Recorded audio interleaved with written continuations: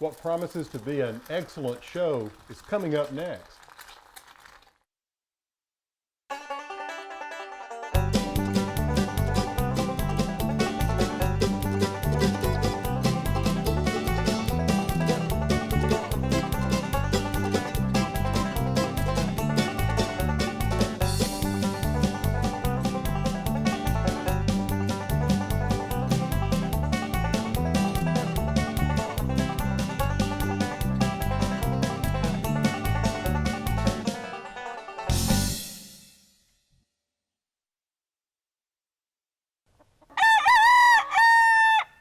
Hi, I'm Alan Smith. Welcome to Garden to Table. Well, it's early morning here on the farm and you can see the chickens and other poultry, well, they're already out and about. Today we're going to focus on the egg, and we're going to start right here at Poultryville, where we're going to take a look at some of these heritage birds, along with a poultry scientist who's going to discuss how we can have fresh eggs all year long without ever making a trip to the grocery store. Then we're going to head into the kitchen to put together some delicious recipes, including this must-try red pepper frittata. And hey, if you've been wondering whether your eggs are fresh, I'm going to show you a simple test that will let you know without even cracking the shell. And I can't wait to show you how to put together this beautiful tablescape.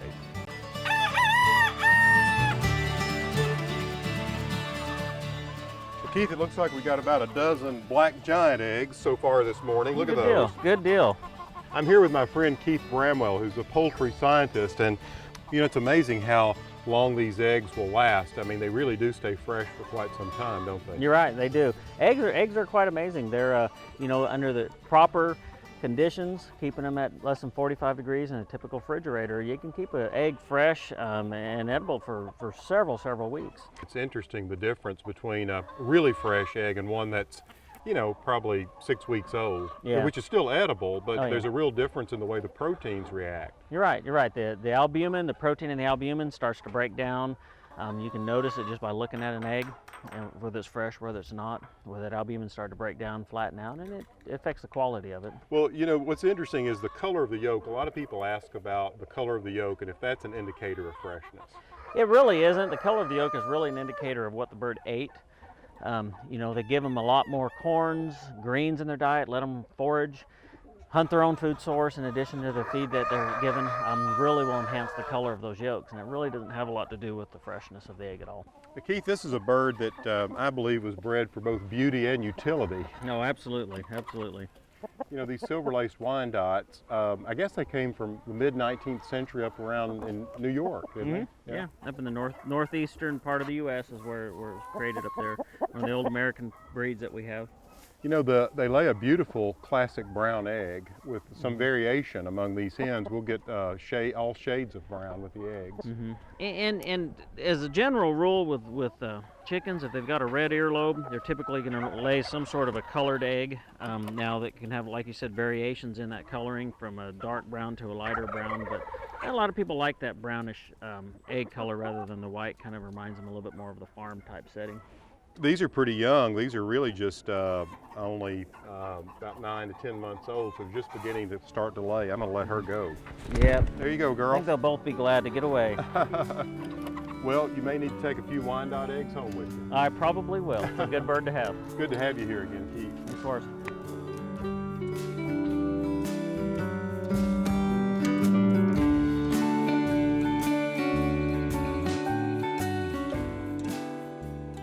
You know, there's something quite remarkable about an egg. I love foods in their simplest form. And what I want to show you is how to poach an egg and how to create a delicious poached egg salad on spinach. It's a great sort of meal that you can have on the weekends, a great Sunday evening meal. And we're going to make this for 4, but what I want to do is start first with the dressing. It's very simple, and I'm going to just fire up the stove here over medium heat.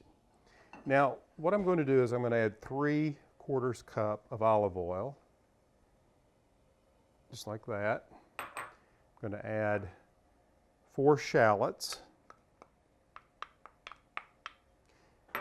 and I've got some sherry vinegar here that I'm just going to go ahead and pour in here, and a teaspoon of fresh thyme. Actually, that's about a tablespoon. You'll need more than a teaspoon. And then we'll salt and pepper this to taste, but I'm going to get this going, and now we're going to work over here on these eggs. So what I'm going to do is go ahead and crack the 4 eggs that we're going to use.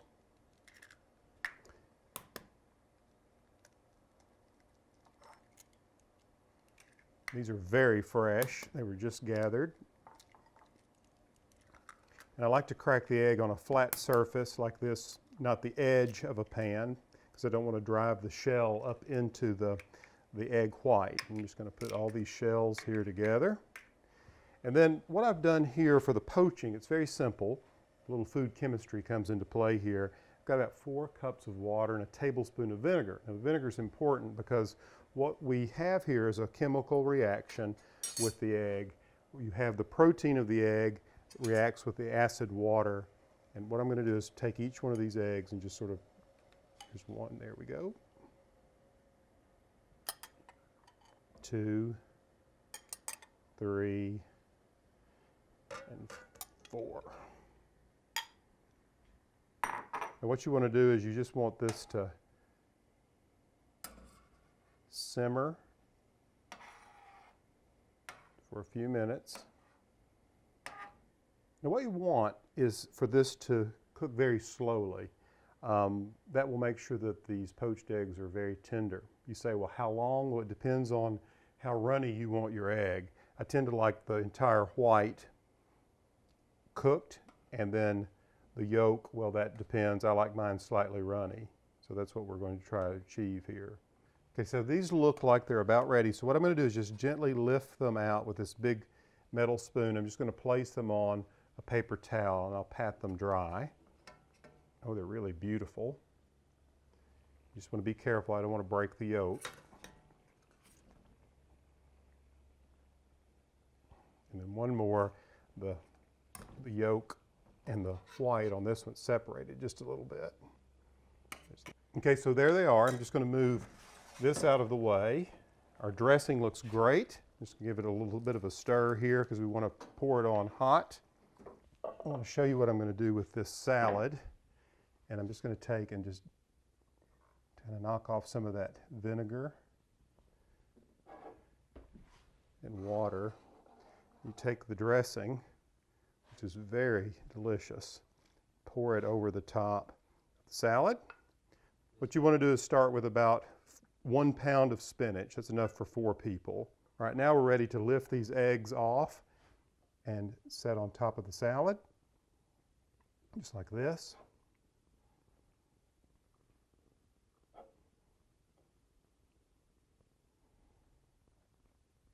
Beautiful presentation.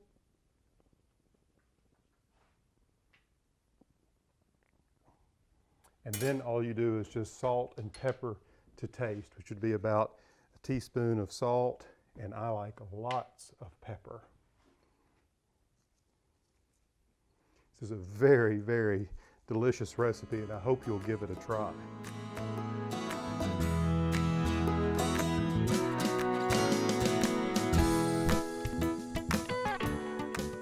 Now I want to show you something I'm really excited about. It's one of our recycling projects here. It's how we've taken these old cotton wagons and converted them into the chicken houses out here at Poultryville.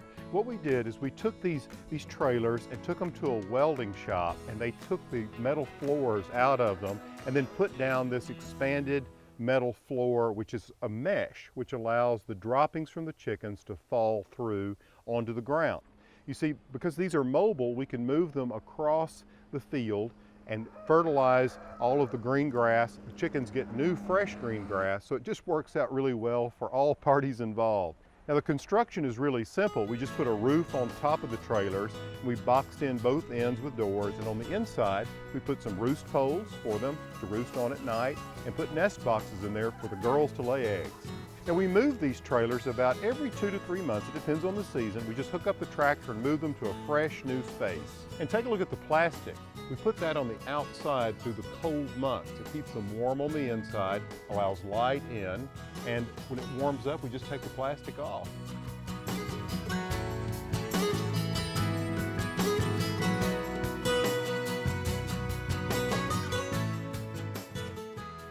This frittata is so good.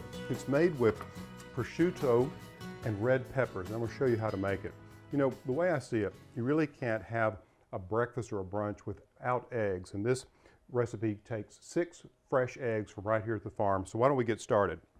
Now what you want to do is you want to take a frittata pan like this, and what I've done here is I've taken 4 ounces of prosciutto and 2 leeks finely chopped, and I'm just going to get these going over here and cook for just a few more minutes. You only need to saute these for about 4 minutes.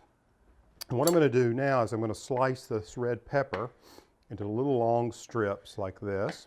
Now what's great about red pepper, you can buy them fresh and throw them in the oven. Just split them in half, take the seeds out, put a little olive oil on them, put them in for 30 minutes at 400 degrees, take them out, let them cool, and just peel the skins off, and they are so delicious. Now, if you want to grow red peppers, they're very easy. You can actually grow them in containers. What you need to realize is that red peppers take about 100 days to produce fruit if you start them from seed. That's why I recommend starting your peppers from plants.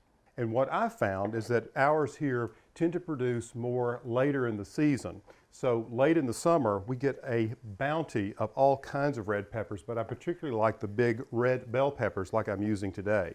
And it looks like our prosciutto and leeks are just about ready. What I'm going to do is I'm going to take these off and plate them over here. Because the next ingredient, which gives some real body to the frittata, will be potatoes. So we'll just let those cool. And then I'm going to take a tablespoon of olive oil while the skillet is still hot, and then a tablespoon of butter. Yum, yum. Turn this down just a little bit. It's getting a little too hot. You don't want it to pop, or you don't want the butter to burn. And then I'm adding potatoes. This represents 3 potatoes, medium size. We want to get those going because we want to cook them until they're not quite soft.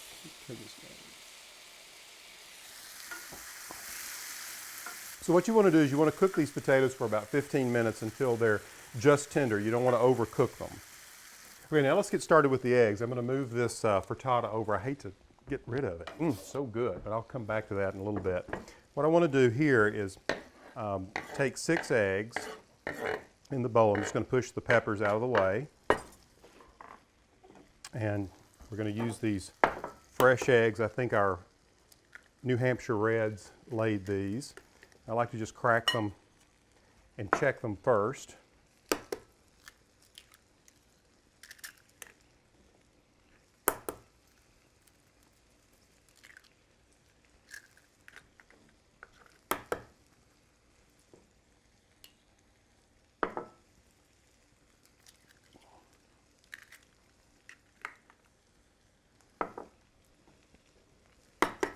Two more.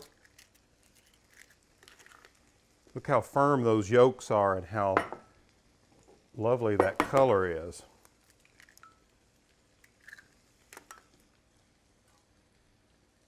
You want to take these 6 eggs and you want to mix them together like this.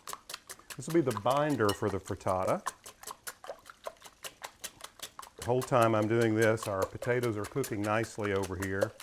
And what I want to do is begin adding ingredients to this.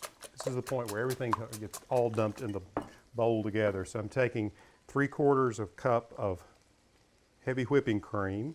Yum, yum. I'm going to take about 1/2 cup of Parmesan. I'm going to leave a little bit in here to garnish the top. I've got just a little bit for flavoring, some nutmeg, about 1/4 teaspoon of nutmeg, and then just a little bit of salt, and I want to add some cracked pepper. I really like the flavor of the cracked pepper. And then I have 4 ounces of goat cheese.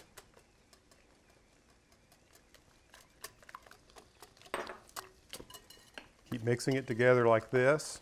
And then 1/4 cup of chopped chives, another great garden herb. Look at that, isn't that beautiful? Look at that.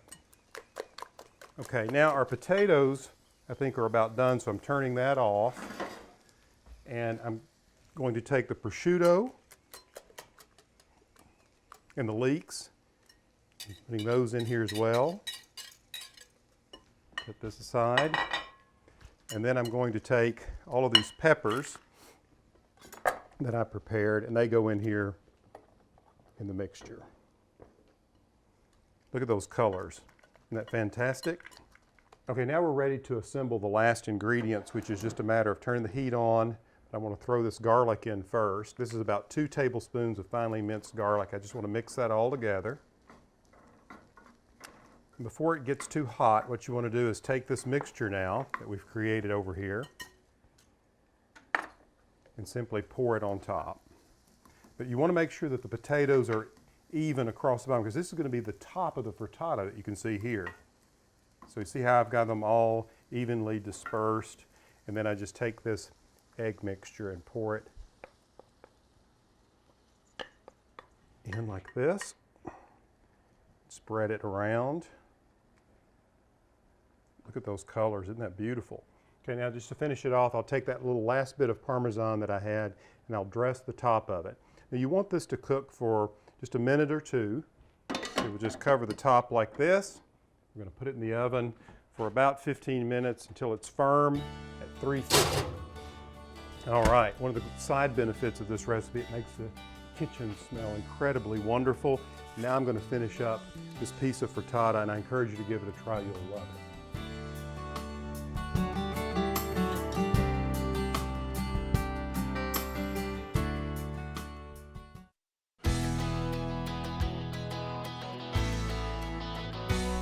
You know, there's nothing quite like a creative or beautiful table setting to make the food taste even that much better. And hey, look what we've set up for breakfast. Clearly, the egg is the theme. What I started with is this egg tree in the center, and I flanked it on either side with bowls of brown and white eggs. Now, I want to point out one thing. This is actually a wooden egg. It's called a nest egg, and what you use these for is you would put them in a nest for a hen to see, and she goes, oh, well, someone's already laying an egg in that place. Perhaps that would be a good place for me to lay my egg. So you use these to attract hens to a particular nest. And I just thought they added a little touch of whimsy to this breakfast setting. And hey, take a look at some of these other things, like the bowls. They're in the shape of bird nests. And I love these plates. They have sort of a speckled pattern and then feathers on them.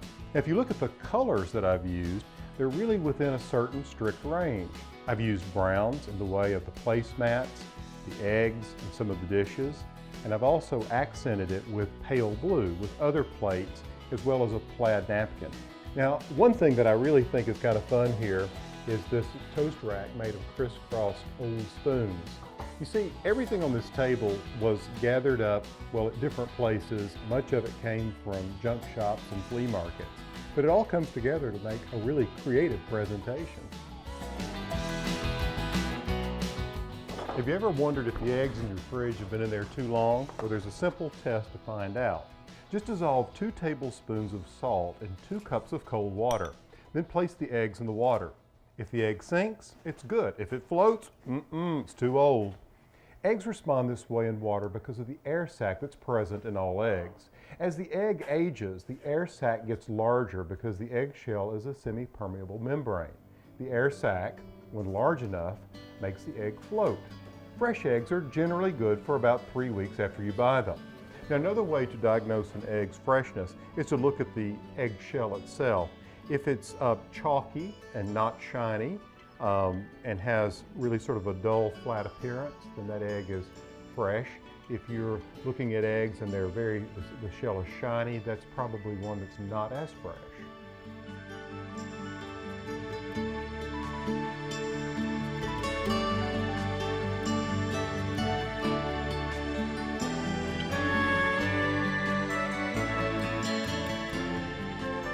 One of my talented friends, Chef Patrick Herron, loves to use duck eggs in many of the dishes he creates. He shares with us this amazing dessert. All right now we're doing creme caramel. Another name for it is flan. We're going to take 1 cup of milk with a vanilla bean that has scraped out the pods and put the shell in. There's 1 cup of milk, half a cup of heavy cream. We're going to take this over to the stove and bring it up to a boil. While that's coming up to a boil, we're going to separate 4 duck eggs. These are a little bit larger than chicken eggs.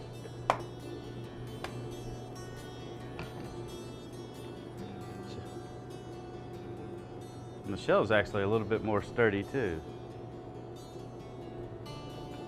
Nice orange yolk, very firm.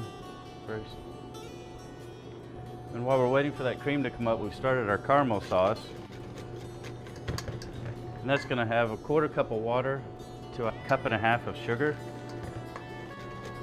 And you let it sit all together without stirring it. Never stir your caramel sauce. It'll come up to a nice dark amber color. That's where you want to let it sit to the side. What you're doing is bringing this cream up with the vanilla beans to extract the flavor out of the vanilla bean so that it comes up a nice clean flavor. We're going to stir our eggs. It's not good to whip these right now. You'll put too much air in it and that'll cause your custard to be a little bit grainy when it's finished cooking. Okay, our custard's come up to a boil. So we're going to temper it. That means take a little bit of this hot liquid and put it into your cool egg yolks so that you don't scramble your eggs all at one time. We're going to strain it to get some of the vanilla pod out of there. So we put about half of that liquid in there, stir it around. Now we're going to put the remaining liquid in there.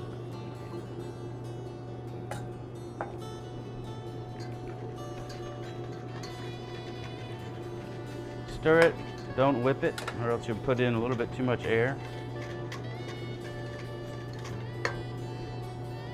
Now we're going to let this sit while we get our caramel sauce. And moving pretty quickly, you're going to put the caramel sauce into your cups. This is in a Bain Maria water, so you're just going to line the bottom. And it's very, very hot.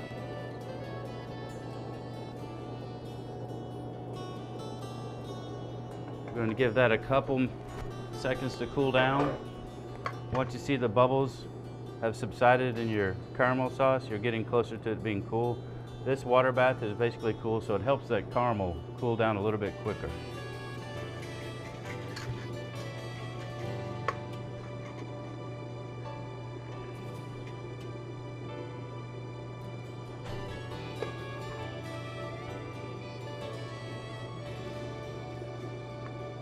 Okay, it needs to cool just a little more.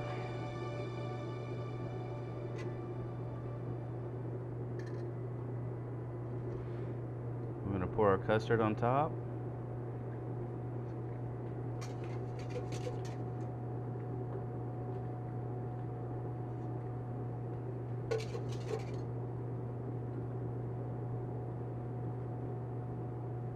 And so the caramel forms a little shell on the bottom, which will be the sauce later as it comes out. When we put this out onto the plate, the caramel sauce will come out and cover the plate along with the creme caramel. We're going to put that in the oven, 300 degrees for about 45 minutes, which the good thing about duck eggs, they set up a little faster. So in our professional kitchen, you can't be waiting for the desserts to set up. These will cook in about 3/4 of the time as a regular duck egg or a regular chicken egg. That for us saves us all, 15 minutes, saves you time everywhere you can. Okay, after your flan or creme caramel has cooled, in order to present it for table service, you want to run a paring knife just around the edge, being careful to stay just on the edge of that cup. You can feel the tip of the knife hitting the caramel on the bottom because the caramel is hard. That comes out, you're going to invert it on a plate. Caramel sauce will come out.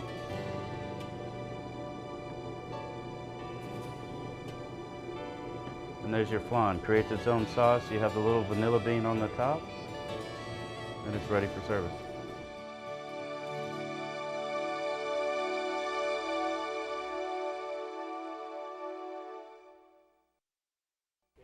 Well, we could go on for hours about the benefits and the uses of the egg, but unfortunately we just don't have any more time in today's show. I hope you'll check out some of those recipes because they are really, really good. Until next time, I'm Alan Smith from the Garden to Table. Good eating and good health.